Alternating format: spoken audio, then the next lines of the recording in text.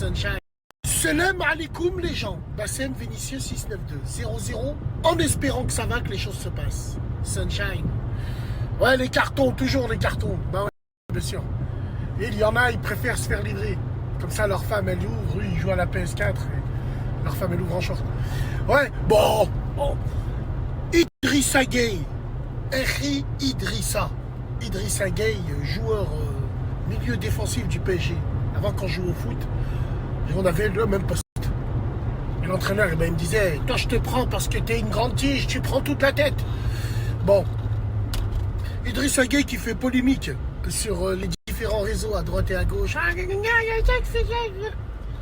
Alors moi, si j'ai un conseil à donner à Idrissa Gueye, hein, avec toute modestie, bien sûr, quand je dis ça, je sais qu'il ne me connaît pas, peut-être, ou moi je le connais, sûr, je le connais à travers le football et tout, Everton, PSG et tout le reste. Mais là, je vais t'appeler frère, mais pas beau-frère.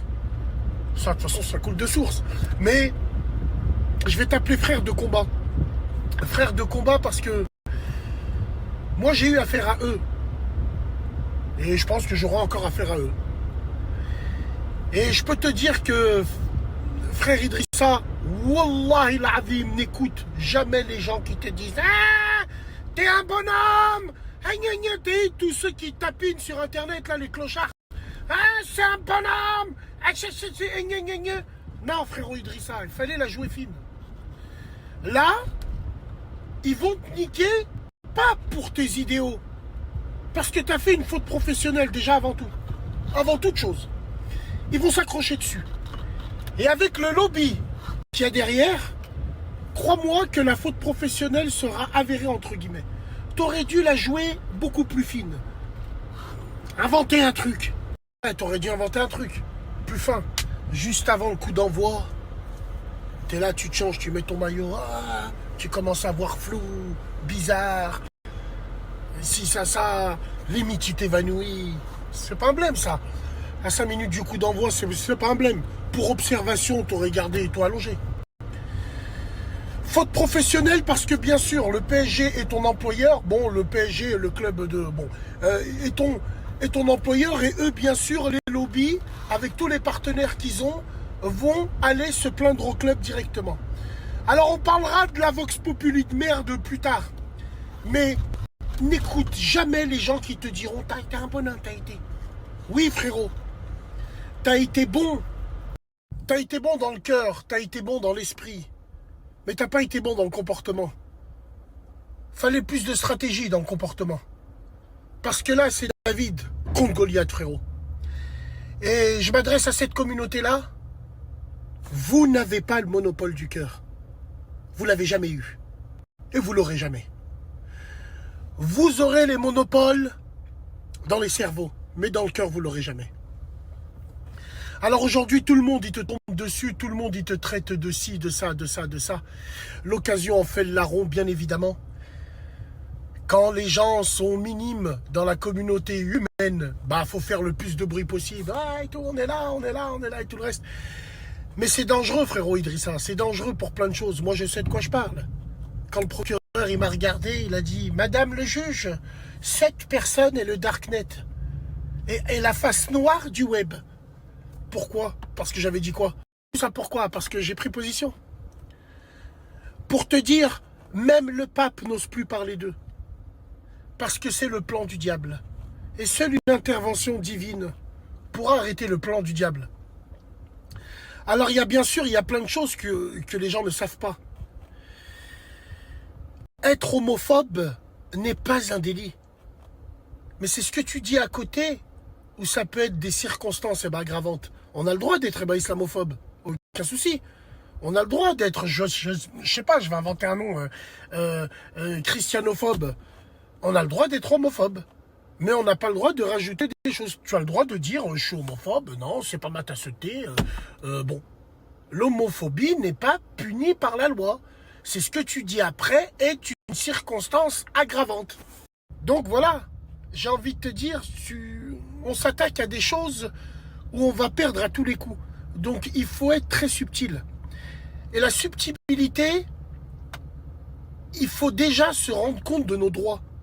Parce que la justice n'est pas toujours contre nous. La justice, des fois, elle est avec nous. La juge, elle me dit, elle me sort un chef d'accusation, elle me dit, vous avez parlé de sodomites. Je lui dis, bah oui, madame, les sodomites, ce sont les habitants de Sodome et Gomorrhe. Qu'est-ce que j'ai dit de mal? Faut être subtil. Bon, la sodomie, oui, vient. Quand je parlais de sodomite, je ne parlais pas de sodomie. Je parlais de Sodome et Gomorrhe. C'est une ville qui apparaît dans les textes anciens, dans l'histoire, c'est une ville qui a existé. On les appelait comment, les habitants de cette ville? Les sodomites. Subtil. Toujours. Parce qu'eux sont très susceptibles. Et on avait plein de points comme ça. Oui, à un moment, vous parlez, monsieur, vous dites cage aux folles. Ben, madame, la juge, c'est un film qui a existé quand même. C'est avec Ebaldo Macion et tout. Donc, j'ai fait référence à ce film-là. Mais vous avez fait référence pourquoi? Pour l'orientation sexuelle, monsieur, dans cette vidéo-là? Absolument pas, madame la juge. Pour le décor de la chambre. Subtil. Ça, c'est très important. Et malgré tout ça, malgré tout qu'on avait les arguments, c'est pas passé. 8 mois ferme, ça a demandé. Ensuite, deuxième instance, c'est passé du ferme au sursis. Tu perds toujours avec eux. Donc, j'ai envie de vous dire, on sait très bien où on veut nous ramener. On sait très bien ce que la Vox Populi veut faire. Alors oui, pas de souci, vous avez gagné, officiellement. Mais nous, subtilement, nous gagnerons aussi. Alors pour finir, en aucun cas, moi personnellement, je suis homophobe. Puisque je regarde pas, je m'intéresse pas et j'en ai rien à foutre.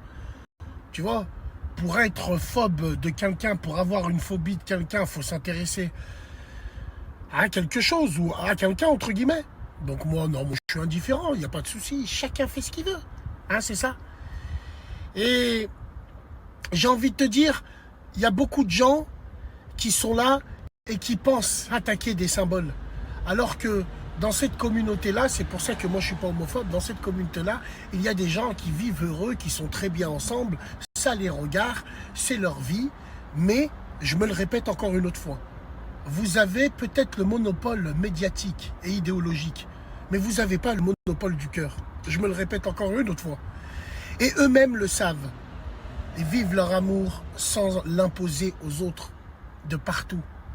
Pour vous dire, la liberté d'expression a ses plafonds de verre.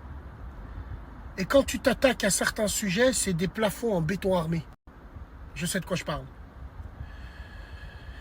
Et j'ai envie de te dire aujourd'hui, ils n'ont plus peur d'imposer ça à nos enfants. Qu'est-ce qu'ils vont faire eux de nous? Ils vont gêner, tiens.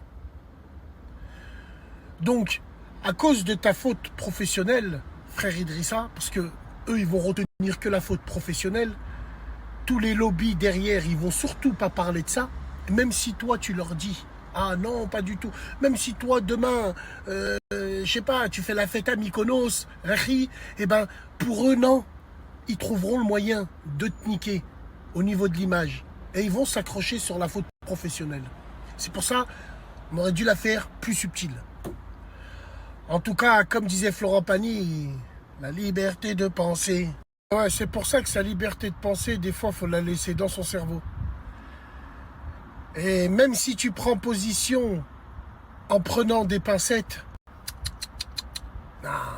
non, vous vous rendez compte, il a été convoqué dans une association pour se justifier pourquoi il n'a pas mis le maillot. Est-ce que c'est son employeur, lui? L'association, je ne pense pas que c'est son employeur. Son employeur ne l'a même pas convoqué, mais cette association l'a convoqué. Vous vous rendez compte? Vous vous rendez compte que vous vous attaquez à un lobby surpuissant, le plus puissant au monde. Tant mieux pour eux, il n'y a pas de souci, moi. Je ne suis pas contre. Chacun a ses lobbies. On est tous des lobbyistes d'une manière ou d'une autre. Donc c'est une bonne guerre. Voilà, très bien. Donc ça, c'était mon avis un petit peu. Idrissa, t'as pas fait de faute dans le cerveau et dans le cœur parce qu'ils n'ont pas le monopole du cœur, mais t'as fait une faute professionnelle.